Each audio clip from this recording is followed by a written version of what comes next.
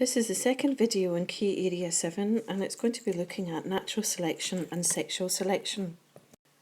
So natural selection, some of this you'll remember from your National 5, a theory put forward by Charles Darwin, and there was also a gentleman called Alfred Wallace that was involved in this. They presented a theory suggesting that the main driving force for evolutionary change is natural selection.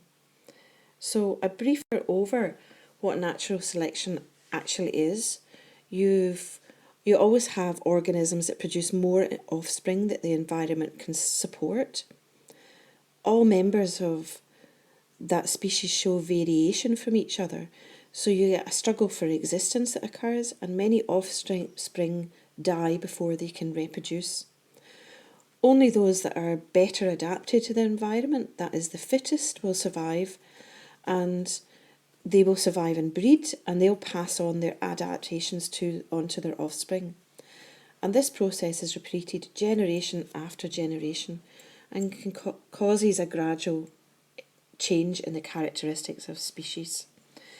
So on this note that I've got here, I'm just saying here that natural selection is a non-random process that results in the increase in frequency among a population of individuals of those genetic sequences that confer an advantage on members of the population and aid their survival.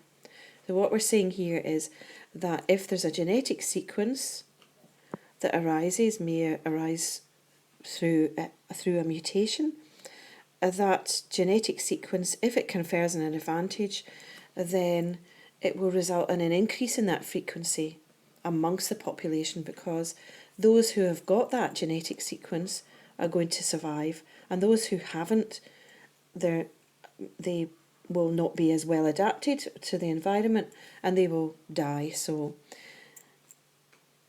generally speaking, you should have a good grasp of natural selection from your National 5, but it's just for you to have this thought about the fact that it's genetic sequences that are going to be increasing in frequency. So moving on, we're going to have sexual selection. And it's a special case of natural selection where the selection is driven by the organism's ability to get a mate.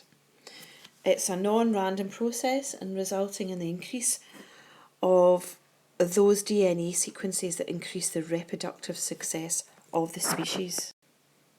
So what we're really saying here is, if you're thinking of a female of any species, then it's better for them to be selective and choose a male of high quality and mate with that male. So those males that have got DNA sequences that enable them to be stronger or to be able to attract more females, then obviously these DNA sequences increase the reproductive success. So sexual selection is a process of selection for traits that increase reproductive success of the species, and it operates in the following ways. I mean, what really, we'll look at the two ways just in a moment here, but what we're really talking about is that the male of any species of animal often finds themselves in competition for females. So that sexual selection operates in these following two ways. So the first one is this, and it's male to male competition. And it really, what we're looking at here are, you'll know the sort of kind of fights that go on in the breeding season amongst animals. So males to be able to mate with a female. So you've got males that will compete aggressively, and they'll defend a territory and be able to get access to females. An example over here is looking at antelope, or if you're in Scotland, if you have a look at the rutting season in October, that's when the stags are all out and they're all fighting for their territories and to be able to get access to females. They've got an example here as well of, I think this is an elephant seal in this picture, and what happens is the larger, stronger males, or males with better antlers, or who, or have got stronger antlers, or who have got stronger muscles or whatever, they're able to win mating rights, and so that means that when they mate with females, these alleles that they have will then be passed on to their offspring. And the female, when she's there and these fights are going on, she knows that she's going to be meeting with an individual who is the strongest, or who's better able to to engage in combat with their rivals. Smaller, weaker and less fierce males with poorest weapons will lose out, and therefore only these larger, stronger, aggressive males successfully mate with the females and pass those characteristics on to their offspring. Second way that sexual selection operates is in female choice. So we're not talking about females standing about waiting for the males to finish their fight. You're talking about where the females will select males depending on the traits that they display. So the examples that are here, you've got the peacock over here with all his feathers and bright plumage.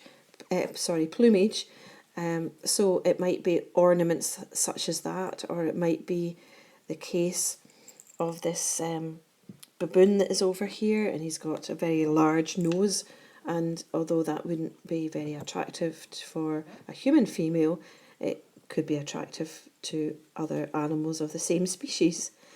So what happens is the onus here is really falls on the female to select a male that she considers has got good traits that she can mate with, and that will pass on these genetic characteristics to her offspring. Now, I have put a couple of videos that will be on your iTunes as well, looking at this. I mean, you could have a think about this as well when it comes to human evolution and sexual selection that takes place there. Certainly, when you start to see some of the bright ornaments and things like that some males will, or some lengths that some males will go to in order to attract females, then you can think of the same sort of thing happening in the animal world. In some ways, really what's happening here, when you're looking at your peacock, it seems to sort of go against the thought of natural selection, because you would think that having a great big huge tail like this and investing all that energy in it wouldn't necessarily give you some sort of a survival advantage. You would think it would be a disadvantage. But here what it's looking at really is the sexual selection that's taking place, where genes are really being passed down or to the following generation. And if you've got a peacock that's got a really, really large fancy tail, and it manages to mate with a large number of females, then those alleles and the frequency of these alleles will increase in a population. So once you've finished your note taking on this video, you can have a look at some of the other notes that I've put on iTunes U around this